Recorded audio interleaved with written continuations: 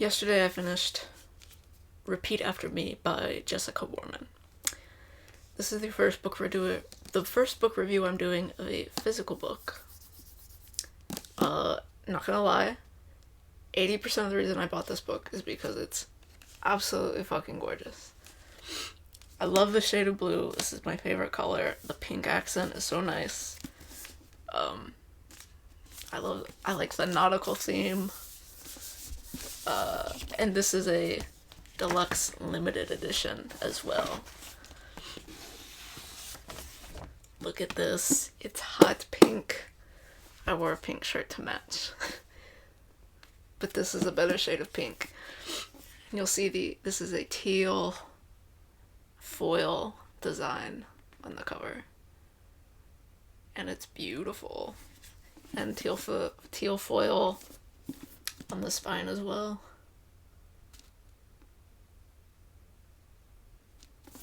The back's just pink. And then these sprayed edges, these octopus tentacle sprayed edges all the way around. It's gorgeous.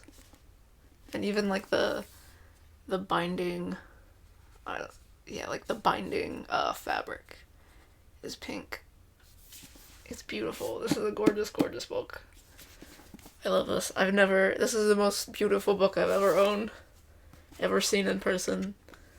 I'm really just getting into I feel like it's a new craze of fancy special editions and exclusive editions.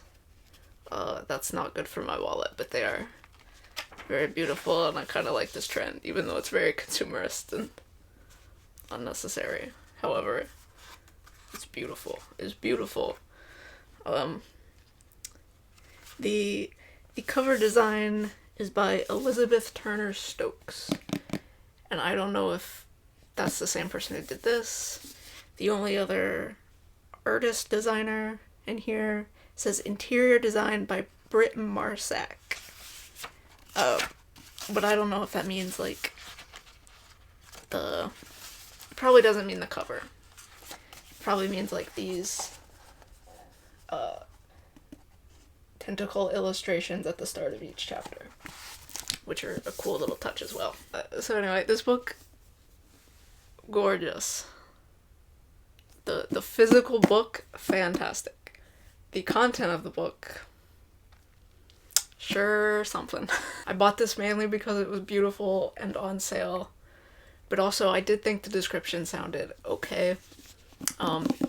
This is about a teenage girl on her senior class trip to an island who gets stuck in a time loop and keeps reliving like the last Friday of the trip over and over again.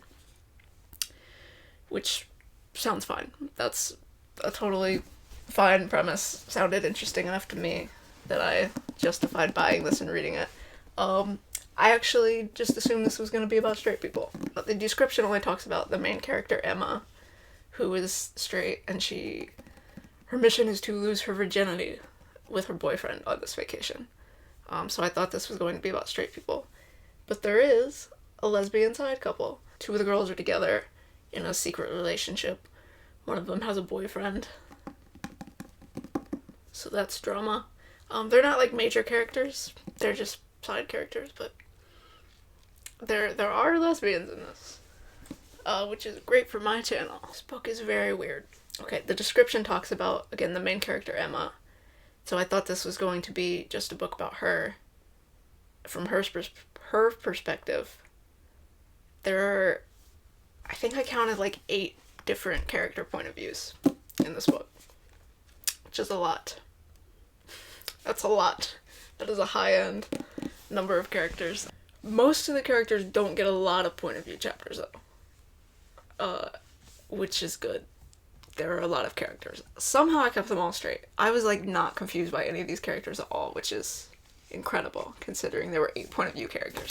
And when the book opens, like, you get all 8 in a row. Like, pretty much. Very soon. Like, they just hit you with one after the other. I'm like, there's no way I'm gonna keep all these people straight. But I did. Most of the book is from Emma's point of view. We have Emma, the main character, her boyfriend Augie, her best friend Lewis, who's there's kind of a little love triangle there. There's her ex-best friend Allison, who is in a secret lesbian relationship with Lucy. But she's also Allison is publicly dating Brad, who is one of the characters of all time. A very eccentric, strange young man. There's also their teacher, Max. So maybe there's only 7 point of view characters. I don't think I forgot anyone. But yeah, basically all the characters in this get a point of view chapter at some point, except for the Italian foreign exchange students.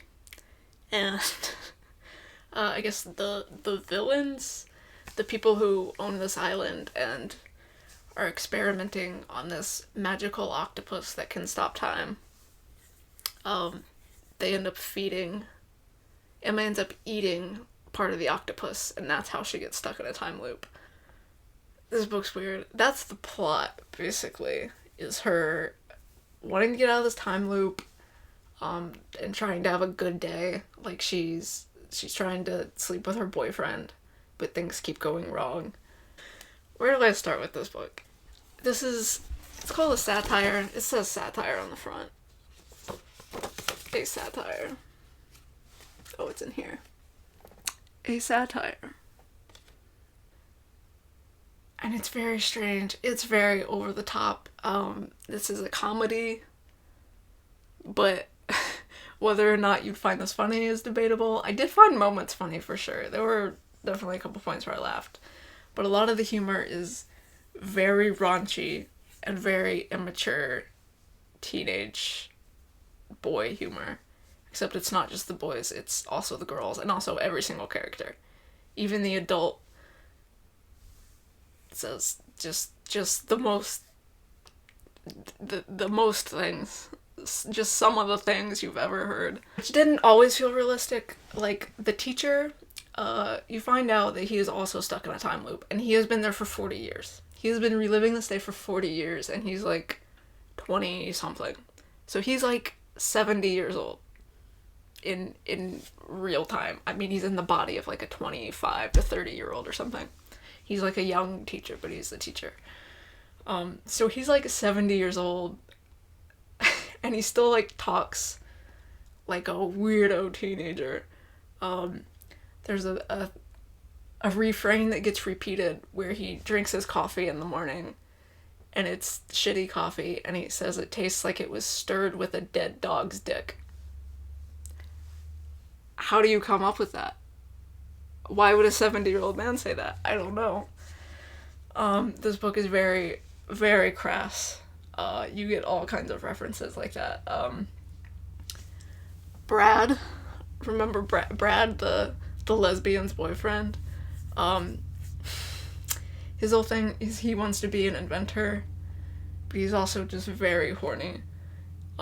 His main invention is called the H2 Blow, which is an underwater aquatic erotic device that allows the wearer to suck dick underwater. He talks about this constantly. But when none of the girls want to try his aquatic erotic device of the future, luckily he's very flexible and he can just suck his own dick underwater, which results in him dying multiple times. This man dies sucking his own dick underwater multiple times. In the ocean, in the bathtub. Sometimes he throws up in the device and suffocates on his own vomit. Trigger warning for all of that. I didn't prepare you for that sentence, but this book did not prepare me for any of that. Just throws that in there. There's a very gross scene where he dies in the bathtub with like vomit all over him, and his roommate finds him, and then like all his friends come look at his dead body, but then he comes back to life, but he's just like dripping in fucking bodily fluids.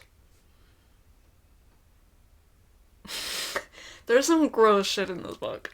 And then just, like, weird edgy humor. There's a cat, they name it Kittler. A kitten named Kittler. I think because it has a mustache. I don't know. It's something. It's truly something. You just have to accept it. You just have to accept that this is a weird fucking book. It's not winning any literary awards. It's not trying to. It's just fucking wild. It's just having some fun. And doing something. It's certainly something. I talked about being able to keep all the characters straight. Except the gay ones, am I right? I guess I have to say that was well done because I did it. And the book allowed me to do that. Some characters you can't mistake, like Brad. You can't mix up Brad with an AOM. You got the teacher, you got Emma, you got the lesbians, I guess. Also the Italian foreign exchange students are easy to remember because they speak in broken English. I don't know if I can call that racist. I don't know how accurate their broken English would be. Like, dialectically, people from different countries learn languages differently, and it has to do with grammar and sentence structure, and I don't know if the sort of direct translation from Italian to English would result in this specific genre of broken English where they forget certain words or phrases or how they speak. I'm gonna guess that wasn't like scientifically, linguistically accurate representation of learning English as a second language from the origin of Italian. But they speak in a weird accent. So they're easy to remember. And they also have very weird sayings, like their twin brother and sister. The sister doesn't really do anything, which I was kind of disappointed about. I guess some of these characters don't really get a lot of development. And Jean-Luca is one of them. Or is it Jean-Luc? Jean-Luca? Whatever. He's funny. He's really just there for comedic effect, to be honest. But he has all kinds of weird phrases. Like, when it rains, he says the devil is beating his wife. More edgy humor there. I don't know if that's an Italian saying. I'm gonna guess it's probably not, to be honest. I guess I can't really spoil this book, because I didn't understand the ending. So, like, there's a magical octopus that starts this time thing. That's in the blurb. It's on the back cover where she... I guess it's actually not on this back cover, but it's in the description. Is it here? It's here. It's on the inside cover blurb. Where she says she eats an octopus and that eats a kavish. And that starts her temporal loop. Not exactly how it happens. It's not really kavish, it's just octopus, but then she calls it kavish because it's octopus. I don't know, whatever.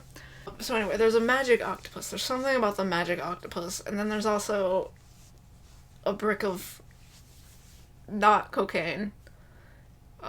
Brad.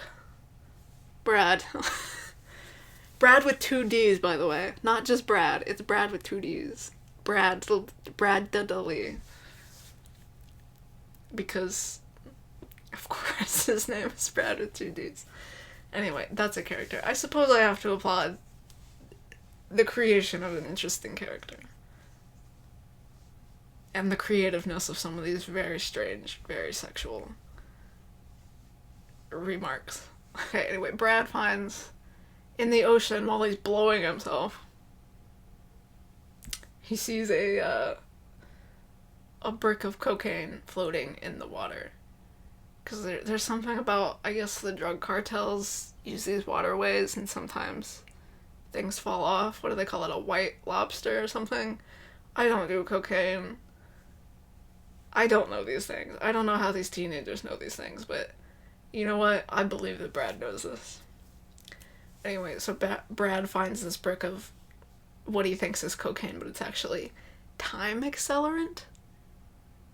And the people who run this island who are researching this magic octopus also are researching this time accelerant powder. It is not explained well. There's also something about the kittens having to do with the research and the mystery. That doesn't get explained, or I missed it, or it gets explained really early and then I forgot about it. But there's a reference at the end and I'm like, what does that mean?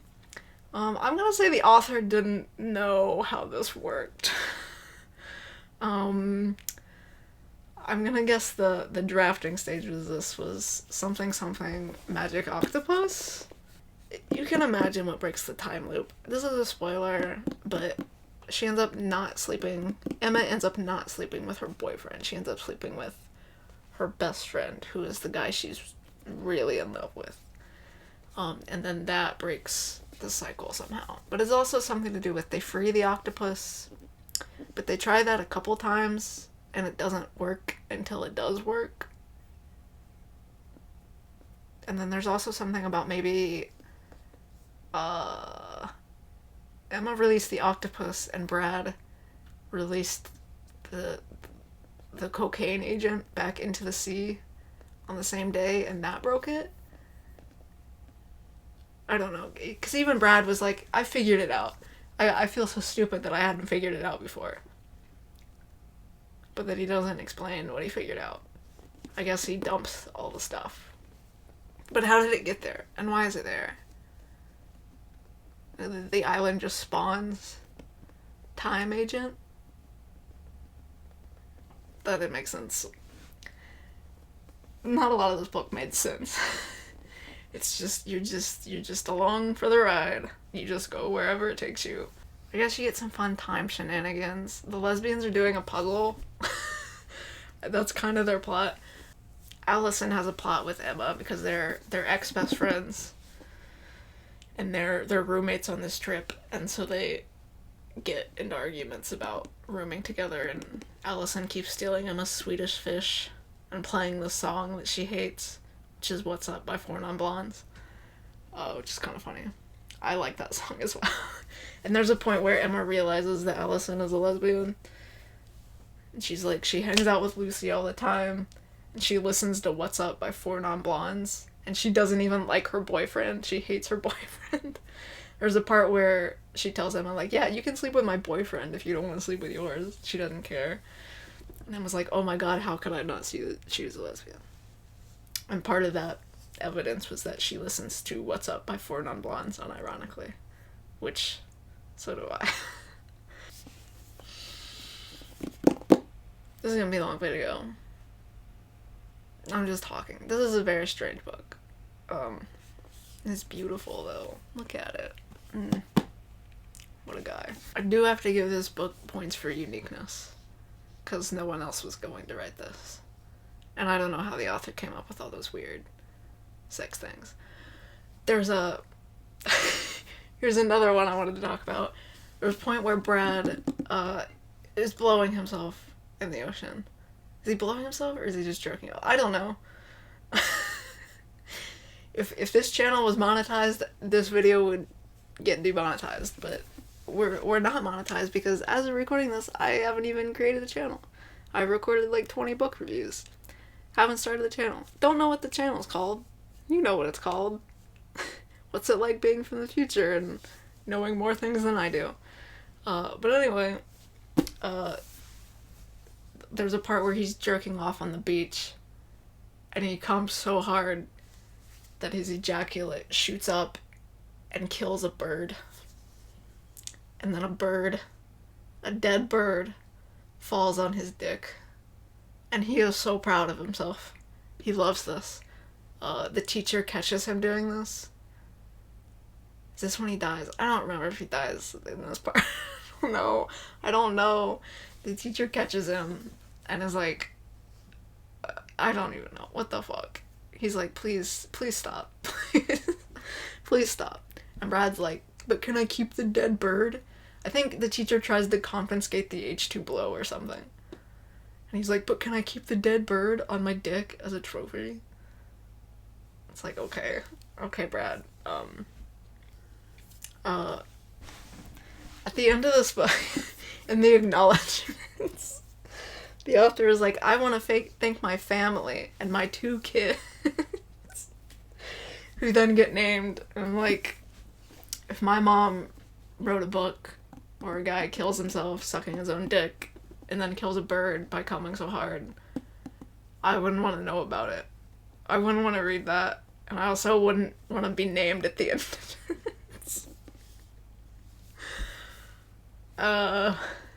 So that was funny. I don't know. I wouldn't want my kids to read this book if I wrote this. I don't have kids. But I also wouldn't write this. Another random detail. This doesn't have to be cohesive. This book's weird. This video can be weird. Her time loop, Emma's time loop, ends on day 68, which I kinda expected it to be 69. I forget if they go home on Saturday, so maybe it ends on day 68, and then she goes home on day 69. Nice. But I kinda wanted it to be day 69 that she breaks time loop, because why wouldn't that be day 69? But for Max, it's like day 15,051, which is like a palindrome, which is a cool detail. It's easy to read. The chapters are really short. There's a lot of, like, the longest chapters are only like a few pages, and then there's a lot of like very, very short chapters. Like 1 page, sometimes like a paragraph. Towards the end, there's a bunch of short ones. The ending felt a little bit rushed. Again, the time mystery explanation did not feel fleshed out. It kind of felt like she was just running out of shit to write.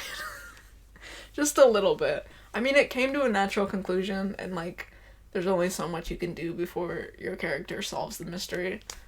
Kinda. Or like magically happens into the solution somehow. So the ending's a little rushed. But I didn't hate it. I wanted a time explanation. I wanted a better explanation for whatever the fuck was going on with this. Because I can buy that letting the octopus free was the solution, but they did that before and it didn't work. And I also, something they never do in this is like try to stay up. There is a point where she stays up past midnight, so it doesn't like automatically reset at midnight. It's whenever she falls asleep, she wakes up and it's Friday again. But there was never a point where she like just tried to like stay up forever. Which I feel like they could have done. Or someone could have done. Brad could have tried, Max could have tried. I don't think that's ever mentioned. Because if they're going home the next day, if she just like stays up for 48 hours, in theory she could get to go home and see her family at some point. I mean, as soon as she went to sleep, she would end up back at the island, I'd imagine. But like, it'd be a little different. You'd be tired. You could take a bunch of, I don't know, coffee, caffeine pills. I don't know if they have caffeine pills. They've got a brick of time agent that basically acts as cocaine. Brad definitely snorts a lot of it. And then goes on weird time trips. Like, they can time travel. Like, it goes into, like, the past. Because it's time agent. It's not cocaine. Is that drug use? I guess it felt like drug use. I don't know. I don't know how that manifests. I don't know. Where did the time agent come from? Why is it packaged? Because it comes there every day. And the researchers usually get it until Brad finds it and starts stealing it. I don't know. There's no explanation. I wish there was. I was kind of expecting there to be. Because that's the whole mystery. What else? I was saying something and then I forgot what I was saying. I wanted more explanation.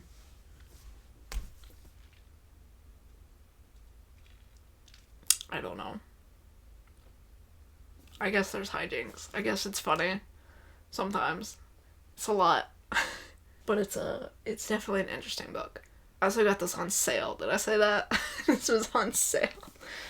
And it's beautiful. And I will very proudly display this and look at it. This was a joy to read. Just looking at this beautiful object in my hands.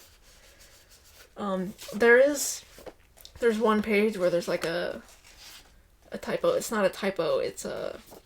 I can't find it. It's pretty early on, but it's like half of a paragraph gets like copied and pasted twice on top of each other, and at first I thought it was like, oh, we're like in a repeating time loop, but it wasn't. It was just an error.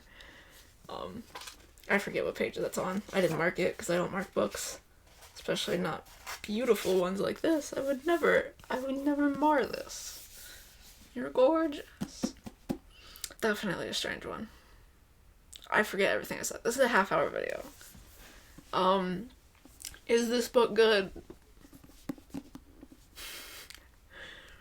I don't think I'd say that. Is it the worst book you've ever read? Probably not. Someone would probably hate this. There's definitely people who would just fucking hate this book. I didn't hate it. I kinda got into it. I feel like I'm legally required to, like, give this 2 stars. Because it's... The ending's not very good. It's very strange. All the characters kind of talk the same. Or have the same sense of humor, even though that doesn't make any sense. It's not incredibly written. It's not terribly written. But the ending definitely should have been better. Like, there's definitely room for improvement here. But I did enjoy it. If you turn your brain off and just be like, yeah, that's happening. Of course he killed a bird with his semen. Sure. Then you're like, okay. Yeah.